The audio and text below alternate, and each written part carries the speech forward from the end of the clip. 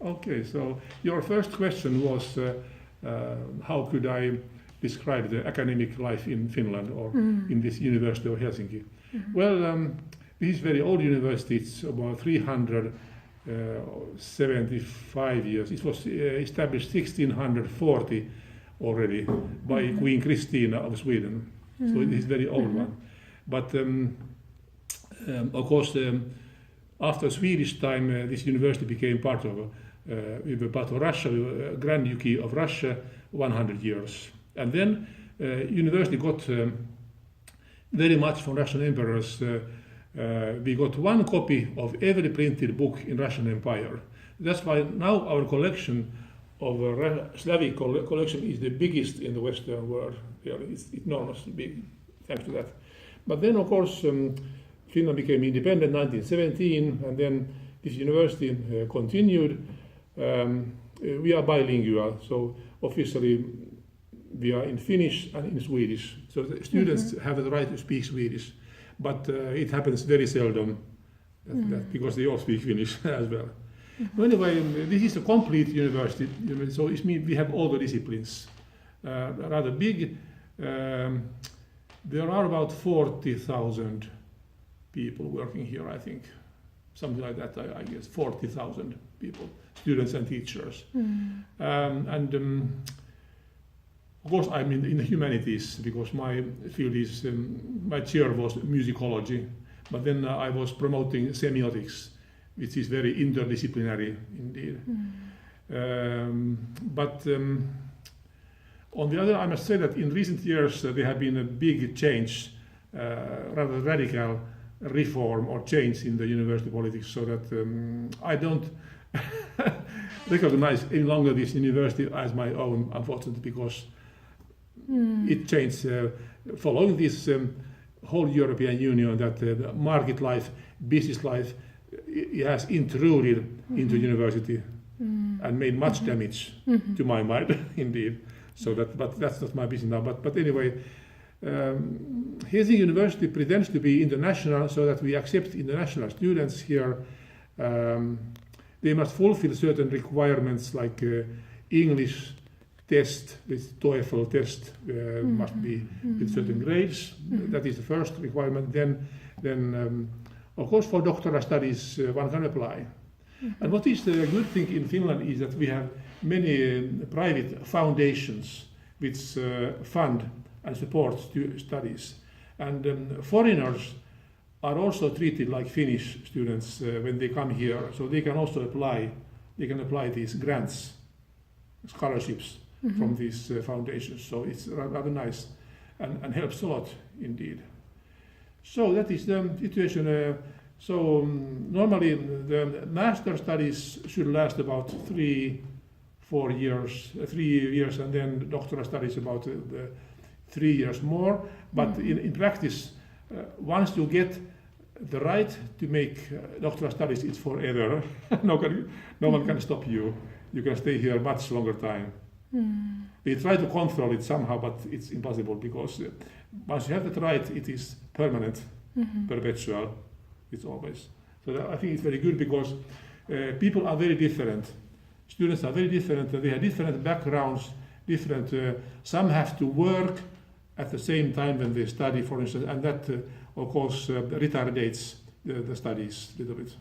But on the other hand, it's good because then they get to the working life, so that they get jobs easier. I can tell you that in my field, musicology, there is no unemployment. No unemployment. So it's the contrary. My students are taken away before they graduate because musical life is so active. And that is bad, of course, for university. But, semiotics has brought me a lot of doctoral studies from many countries. So we have, in Finland, doctoral thesis is a printed book. It's a printed book, unlike in other European countries. If you go to France or Germany or United Kingdom, they are only xerocopies, They are not books. But here they are printed books. So that it's rather nice beginning for your career as a scholar. Otherwise, the studies are gratuite. It's unbelievable. It's free of any charge. You only have to pay the membership fee for student association, and by that you get the social security and health care. But otherwise, studies don't cost anything. Nowadays, they try to do so that non-European country students should pay something, but and I don't know whether that was already enacted or realized or not. I think not yet, because it's a political question. I think it is stupid, because people coming from non-European countries are not rich very often. They cannot pay it. But think about, let's say, United Kingdom, England. It's terrible. You have to pay 20,000 euros or even 40,000 euros for studies per year to enter. 1 year. 1 year, yes, 1 year. It's incredible. And the United States the same. It's all under cost. Here it is gratuite. So that is very big advantage in the system. What country is very expensive? Which country is expensive for students? Or which, yes. For students, yes. No, Foreign at least students. I know that maybe in at least in England, maybe Switzerland, Norway, America, of course. About Italy and France, I don't know exactly how it is, but I suppose, or Greece, I don't know. In France, for instance, where I've been very much, whether it cost anything, I don't know. Maybe something. So that. But otherwise, Finland is a very expensive country to live here. This is one of the most expensive in the whole world. Finland, Norway, Switzerland, we are the most expensive, unfortunately. You see the living costs. Yes. If you buy food, for instance. The second one about Almaty and Kazakh University. Yes. About yes, our university. I have been only once there, 4 or 5 years ago, I think. 4 or 5 years ago, and 2 weeks period with my wife Eero, and we were teaching in the Department of Cultural Studies, I think, Cultural and Religion Studies. It was we lived in the hotel Atakent, which is for international scholars, very nice. And then, but then the Department of Cultural Studies was rather far away. So, but the students took us always by their cars, so they brought us to that building. No, it was very nice. I had a big audience, but. It was a little bit interesting that the audience was almost always different. It changed. So I think that they just ordered students to some full classes to come there to listen. But so I gave full courses on semiotics, European culture in general, and musical semiotics also. I visited also the Almaty Conservatory, the music academy. I was there. I met the music theory teachers, and then they came to my class in the university. It was very nice. So that I met also some music people. Well, one problem, of course, is the language, because I lectured in English. I had an excellent interpreter, girl, Zarina. You know Zarina, she's now in Max Planck Gesellschaft in Germany. You know her, Zarina.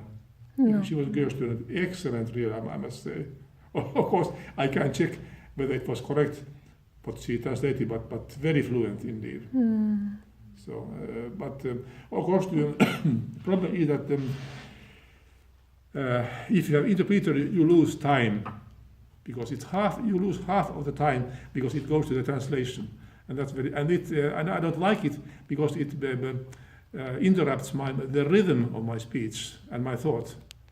Let's say I say some phrases, stop, translation, again, stop. So it breaks the rhythm, and it's annoying.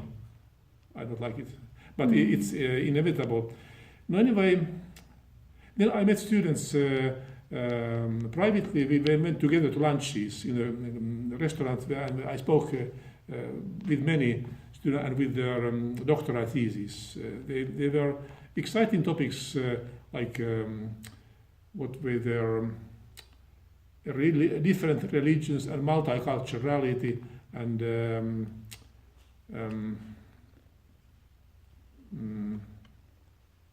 what's that in English? tolerance, and such very important moral principles in culture. So that was exciting. But it was very positive. And then of course I met later some students were as our guides there. They showed places, but it was 2 weeks only, so it was not. I had not very much time to see anything. But, once the Turku Capital wanted to bring us to a mosque to see on Sunday, but then that they happened to be very beautiful weather, so we decided to go to the mountains, mountains, because we had never seen the mountains. That sports center Medon, or what is that? Medeo. Yes, Medeo, Chimolak. Medeo, yes. And then even higher, so we climbed up very high there. It was very exciting. Indeed. So, at least I met this Tursun Kavitov several times. He's a truly distinguished scholar and remarkable. And this book which you gave me, I just had a look because I had the manuscript already there. So he's discussing very important issues like the modern Kazakhstan culture and Kazakh culture, how it is emancipating and getting more and more independent. So you started to write your language with the Latin alphabet, so you don't longer with the Cyrillic, which of course brings you much closer to the Western world, certainly. And also this is excitingly, he portrays Kazakh culture with semiotics like Mikhail Bakhtin, who is Mikhail Bakhtin, the Russian, Mikhail Bakhtin, the scholar. And then also at the end he discusses such things like spiritual, moral strivings of contemporary human. I think it's very nice because that is not often said at all in the Western world in the cultural studies. He refers to Ibn Sina. I mean, we say Avicenna, here in the, but Avicenna, who I've studied because I was in Iran before. I was in Tehran teaching. So Ibn Sina is very interesting scholar, a great, absolutely great philosopher, and who got from Aristotle his most ideas, but made an interpretation of his own. So that's very interesting. This cultural heritage of Kazakh culture and also the role of music. Of course, Al-Farabi, I know. Yes. Al-Farabi also wrote about music. Kitab al-Musiki, I think, is a book. Yes, Yes, about music. I have it in French translation. So it's totally remarkable. Yes, it's really. So it's. I find it is very fascinating, and somehow I feel that you are Eurasia, because when the Russians say that they are Eurasia, they are not Eurasia. Russians are Europeans, but you are Eurasia. You are just between Asia and Europe, and that is why your case is very, very fascinating. You are just between China and Russia, two very big powers, and how you can manage with your independence and your own culture is something which I would like to support myself if I only can. So I find it very exciting, your situation now. And how this will develop is also very, because Kazakhstan, you are a huge country, you are very rich. You are rich, we are poor.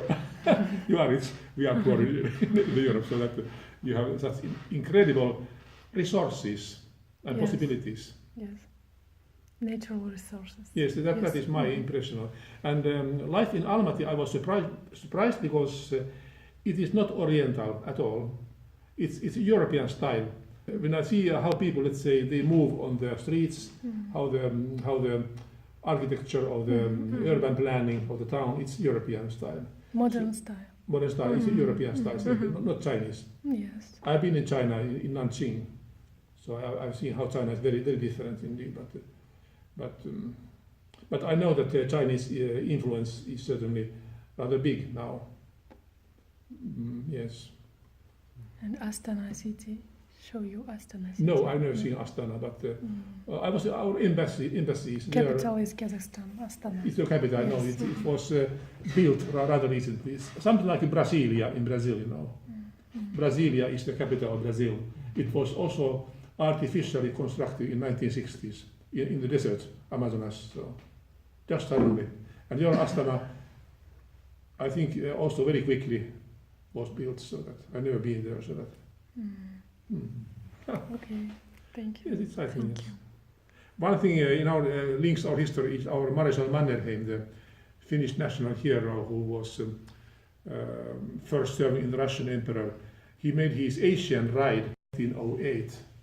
He was sent by Russian Emperor to spy the Chinese army, but he went by horse. It took 2 years, and later he published his travel description of he started from Kazakhstan.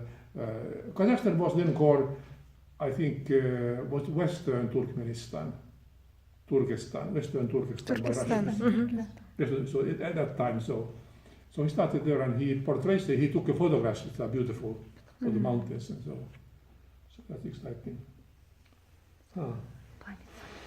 I think this interior of the yurta, Yes. interior of the yurta, nomadic life. No, that's all I can say.